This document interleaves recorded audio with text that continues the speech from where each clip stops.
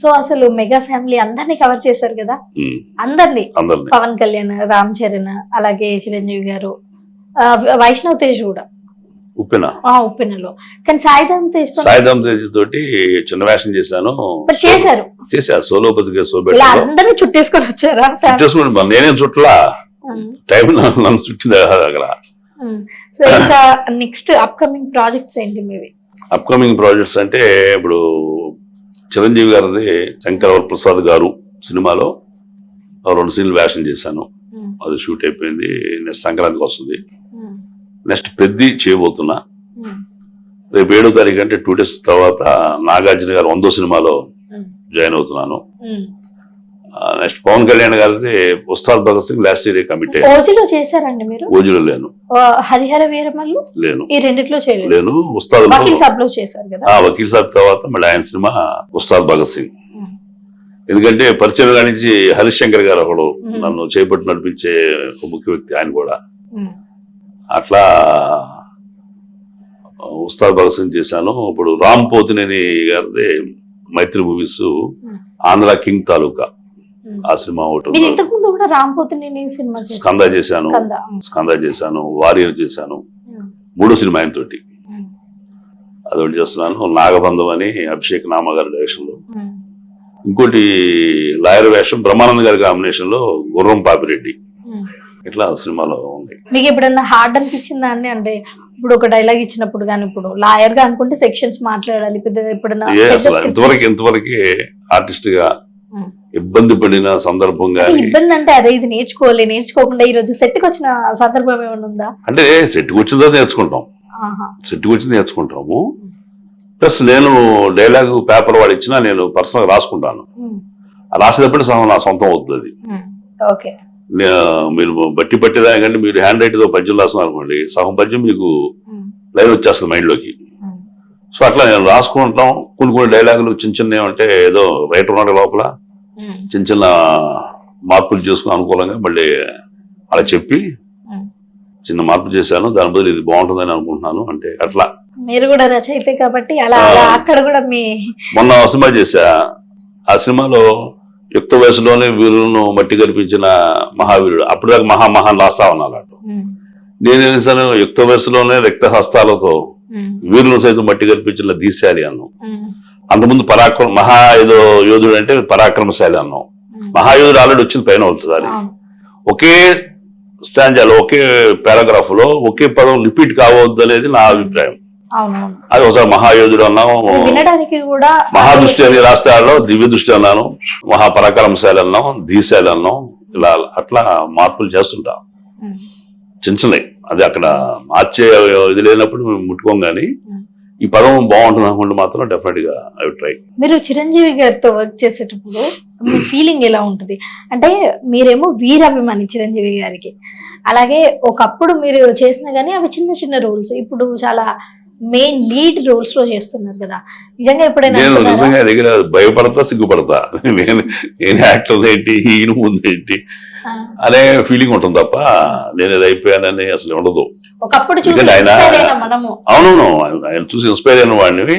ఆయనతో ఆయన లొకేషన్ ఉండటం అనేది, ఆయనతో మాట్లాడితే కూడా నేను పెద్దగా ట్రై చేయను, ఇబ్బంది పెడతాయి. కానీ నా ఎమోషన్ చెప్పాలని కానీ లేదు. బట్ చిన్న రెస్పెక్ట్ తోటి ఉన్న భయం ఉంటుంది. అటు ఫస్ట్ పిక్చర్కి నాకు ఉంది. ఎందుకంటే ఫస్ట్ పిక్చర్ ఆయన షర్ట్ పట్టుకునే సీన్ ఉంది. వెళ్ళి ఆయన ముందు చెప్పి, అన్నయ్య భయం వేస్తుంది నాకంటే, మహేష్ చాలా మంచి వేషం, సిన్సియర్ ట్రై చేయి, బాగా చెయ్యి అని నెత్తిమీద చేపెట్టి దీవించారు. ఆయనతో చనువు ఉంది, పర్సనల్ మాట్లాడిన వ్యక్తి గతంలో అప్పటికి. అయినప్పటికీ యాక్టింగ్ వరకు వచ్చేసరికి ఆయన ముందు ఆయన 17 members స్క్రీన్ మీద చూసిన వాళ్ళం. ఇప్పుడు మామూలు సాదా మారుతాను మా అనిపిస్తుంది. మళ్ళీ యాక్టింగ్ లో వస్తే మీ ముందు భయం వేస్తుంది.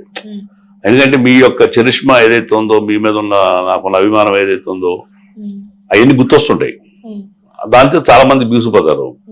నాకు బయట కూడా ఆయనతో ఎక్కువ యాక్సెస్ ఉంది కాబట్టి కొంచెం భయం లేకుండానే నేను ఖైదీ నెంబర్ 150 చేశాను. ప్లస్ ఆయన ఇచ్చిన ప్రోత్సాహం, దీవెన, బ్లెస్సింగ్స్ తోటి మొత్తానికి సాధించాం. చిరంజీవి గారిని మీరు ఆఫ్లైన్ లో కలిసారు, ఆన్ సెట్స్ కలిసారు? అవును, పర్సనల్ గా ఎలా ఉంటారు, సెట్స్ లో ఎలా ఉంటారు? పర్సనల్ గా కలిసింది ప్రొఫెషనల్ గా పార్టీ పరంగా విషయాలు మాట్లాడటానికి నా అభిప్రాయం ఉంటే చెప్పడానికి తప్ప ఉమ్, ఇంకా ఆయన పర్సనల్ బయట లైఫ్ లో నేను ఎప్పుడు ఇంటర్ఫీల్ అవ్వలేదు, నేను పార్టిసిపేట్ చేయలే. ఉమ్, పార్టీ వ్యవహారంలోనే నేను రైటర్ కాబట్టి నా అభిప్రాయాలు ఏమైనా ఉంటే ఉమ్, రాసిచ్చామండి. ఉమ్. దానివల్ల ప్రయోజనం ఏంటి, మనం ఇటు చేస్తే బాగుంటుందన్నయ్య అని చెప్పి చెబుతున్నాడు అంతే. అసలు సెట్స్ లో ఎలా ఉంటది చిరంజీవి గారు అంటే? చెట్లు ఆయన కొంచెం గంభీరంగా ఎవరైనా ఉంటారు. కానీ గంభీరంగా ఉంటారు. స్టార్ కాబట్టి చూడగానే కొంచెం భయం, అది చుట్టుపక్కల ఎలా వ్యవహరిస్తూ ఉంటారు? ఆయన కొంచెం సీరియస్ గా ఉంటారు. సీరియస్ గా అంటే ఆ సీన్ మీద ఆయన మైండ్ ఉంటుంది. సో అక్కడ ఆర్టిస్ట్ గా నేను ఉమ్, ఎవరితో కూడా మాట్లాడను ఉమ్, సెట్ లో వాళ్ళు. ఎందుకంటే ఇప్పుడు కూర్చుని ఉన్నానుకోండి, ఉమ్, చూసేవాడికి సైలెంట్ కూర్చుని అనుకుంటా కానీ నేను మైండ్ లో డైలాగ్ నెమరేసుకుంటూ ఉంటా ఉమ్. కదా. ఓకే, ఆయన కూడా రైట్ చేస్తుండొచ్చు. అంతే. మనం వెళ్ళిపోయి గుడ్ మార్నింగ్ అన్నయ్య మన ఆ సినిమా చేస్తాం, ఈ సినిమా ఎందుకు అవసరం, ఉమ్, వై రిక్వెస్ట్ మై డేటా. ఉమ్, ఆయన పిలిచి ఏ సినిమా చేస్తాం మహేష్ అంటే మనం చెప్తాం కానీ ఉమ్, మనం వెళ్ళి ఆయన టైం పాడు చేసి ఆయన ఏం మనసులో ఏ ఆలోచన చేస్తున్నారో, ఏ డైలాగు ఉమ్, ఎట్టి చేస్తారు, చాలా ఉంటుంది ఎక్సర్సైజ్. చెయ్యాలనుకున్న వాడికి చాలా ఉంటుంది. ఉమ్, చేయలేడు అసలు కొడుతుంటాడు పక్కన వాళ్ళతోటి, ఈ డైలాగ్ వేసుకోకుండా ఉమ్. అసలు కొడతాడు. సెట్ వెళ్ళిన తర్వాత సో పెర్ఫార్మెన్స్ ఉంటుంది. యాక్చువల్ గా మీరు చిరంజీవి గారిని కొంచెం భయము, కొంచెం అభిమానము అండ్ ఎంత ఇవన్నీ ఉన్నప్పుడు యాక్టింగ్ చేసేటప్పుడు తడబడుతూ ఉంటుంది కదా. సో మీరు తీసుకున్న టేక్స్ చిరంజీవి గారితో చేసినప్పుడు ఆ యాక్టర్ గా అసలు నాకు తడబాట్లేదు. నేను ఆయన చూసినా ఆయన తెలుస్తుంది. Mostly single performance, single takes ఉంటాయి అన్ని సింగిల్ టేక్స్. ఆయనతో కూడా. బట్ ప్రసిమాలో మోస్ట్లీ ప్రసిమాలో ఎందుకంటే డైలాగ్ ముందు బాగా బైహార్ట్ చేస్తాను నేను. చేసి నేను ఇక్కడ పాచిద్దాము, ఇక్కడ లుక్ ఇద్దాము, చిరునవ్వులు అవుదాము, ఇవన్నీ నేను అనుకోవటం వల్ల వాళ్ళ దర్శకుడికి బరాబర్ అనుకున్న దానికంటే దగ్గరికి రావటము, లేకపోతే కొంచెం ఎక్కువ నేను చేయగలగటము మెప్పు వస్తుంది.